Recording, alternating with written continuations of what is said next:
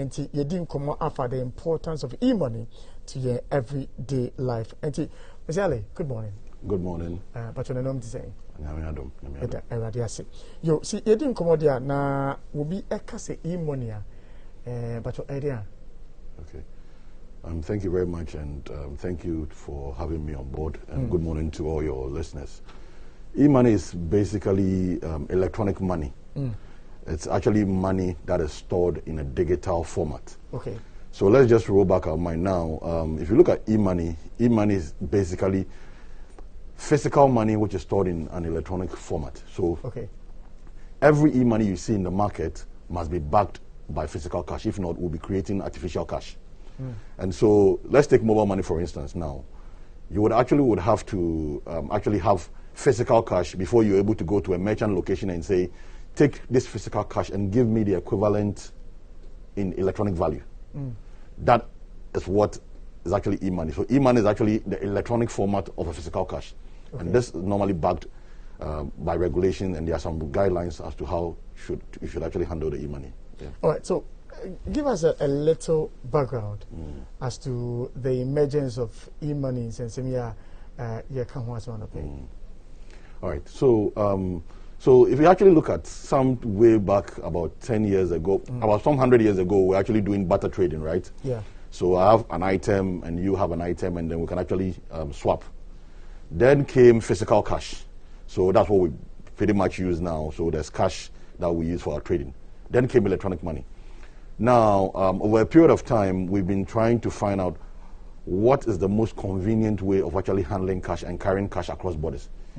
You and I are privy to the fact that our traders and our market women who go to certain locations to buy goods and services are always being attacked by armed robbers here and there.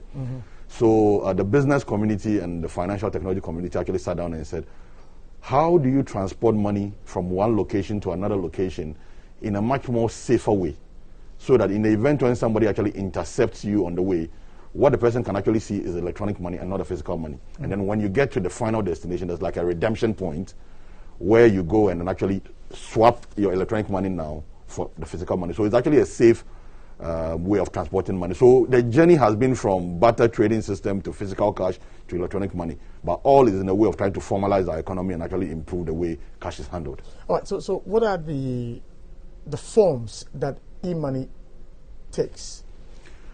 All right, so there are several forms, but the two main categories I would say is the online and the offline. Okay. The online form is more like you go into a banking hall. So if you go into a banking hall and you say you want to withdraw money from your account, the bank has something they call a core banking system, or like a system that stores everybody's balances. Okay.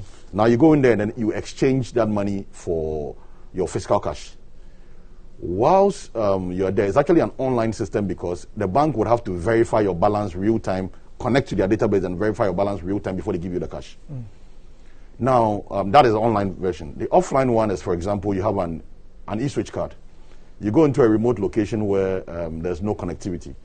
The value or your balance is actually stored on the physical device, i.e. the card that you're holding. There's a wallet on the card that stores your balance. So your system will not have to contact any central server to validate your balance and everything.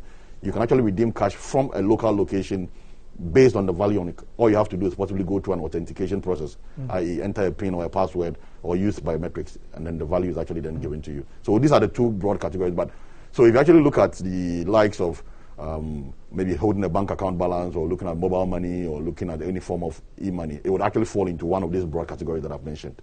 All right. Yeah. So now what I'm trying to understand is in this age where a lot of online transactions happen, where people are buying stuff with prepaid cards and postpaid cards and debit cards and the rest of them. Does it also fall under which of the categories does it fall under? Is it the online or the offline category? All right. So once you're doing a transaction and the system requires to validate and authenticate your balance real time. So what it means is that if the host or the final destination where the verification is done is not available, the system would fail. That is an online system. So for example, if you actually have a debit card and you go online and you want to buy something from an Amazon or an eBay, and you go and then enter your card details and everything, and then you actually see the system saying, hold on, we're verifying. Once it says you're verifying, and because it's a debit card, what it then means is that it's actually going to consult an external system to find out, 1, is the password correct? 2, is the balance correct? 3, is this the original card that was issued to the person? When all these validations are done, then everything is correct. Then the system will return and say successful, and then the transaction can be completed. So this is a typical online system. However, if you actually have, you go online and you're actually buying something with, say, a prepaid card, it depends on how the system was actually implemented. Some of the systems would have wallets stored locally, similar to what the eSwitch card is.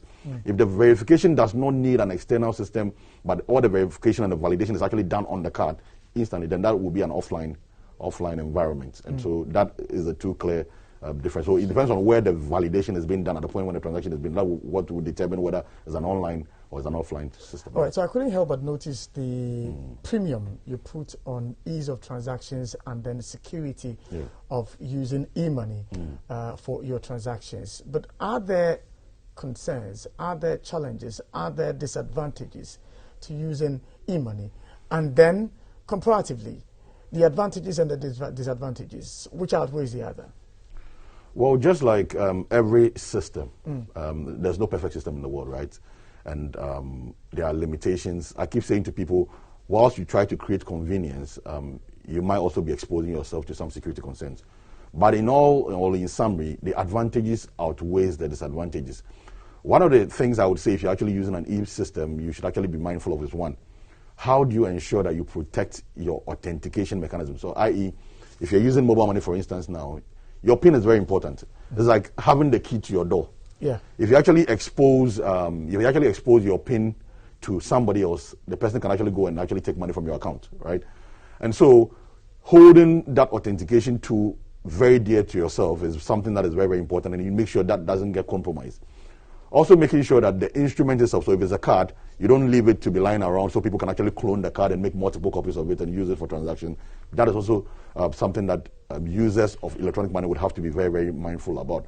But if you actually come to the, and then issues about phishing, there's something where people call you on phone and try to impersonate you and try and convince you to actually part with your PIN. It all boils down to customer education, and I'm sure it's something that all users of electronic money system would have to be very, very mindful about. And I think the operators are actually doing a very good job in that direction of educating people on how they should actually ensure that their systems are not compromised and how they should not be giving sensitive information to people they are not familiar with.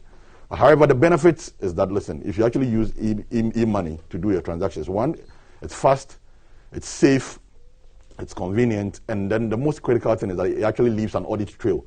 So sometimes when we spend physical cash in certain locations, when you want to actually do your reconciliation, you are not too sure. You've seen 10 cedis is left your pocket, but you're not too sure as to where you spend that money or what you spent it on. If you had actually used an electronic form of a transaction or electronic means of prepayment, you would actually get an audit trail that clearly shows you all the locations and how it was spent, and then that actually would help you with your reconciliation. Yeah. All right, so in summary, where do you fit in as an outfit, as an entity, Global Accelerex? Okay, so thank you very much. So Global Accelerex is actually a payment processing company.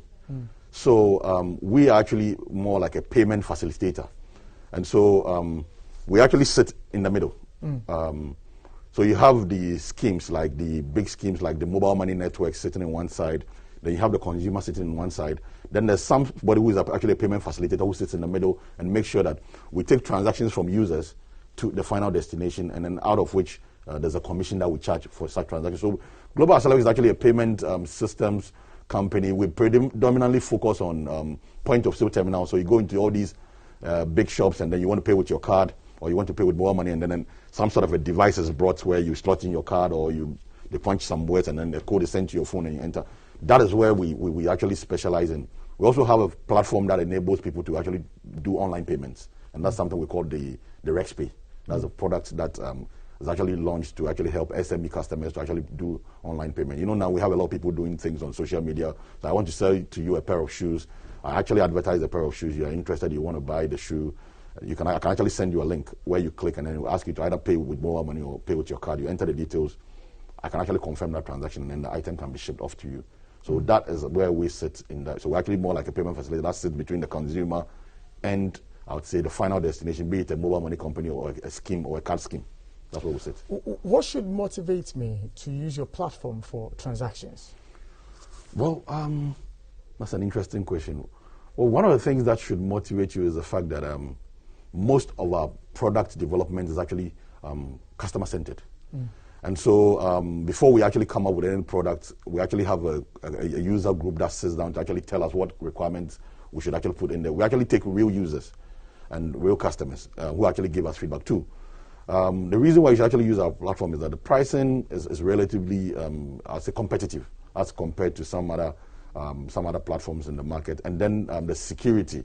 In these days, and it's interesting to know that Global Accelerator is actually a company that has actually been approved by the Central Bank of Ghana, and we have our enhanced payment systems license from the Central Bank of Ghana. That tells you we also are PCI DSS certified, and we are also ISO 27001 certified. So in terms of all the certifications that is required to prove that we're actually capable to do what we are required to do, we've actually crossed all those certifications. So largely our platforms are very secured, and I can only say that what we require is for people to experience our platform and actually give live testimonies. All right, so somebody wants to contact you out for some business transaction. How does he reach you? All right, so we're available online. You actually go to www.globalaccelerax.com.gh, and all the information, all the contact information, all the contact people, everything is there. So www.globalaccelerax.com.gh, and you can actually find us on social media as well, on LinkedIn, on Facebook, and on Twitter as well. Okay. Is there a number? Well, there's a number. You can actually call us or contact us on 050-126-0276, and then we can actually attend to you. Yeah. All right. Final words to our viewers and listeners before we round up. Okay. Thank you very much. I think my final words are pretty simple.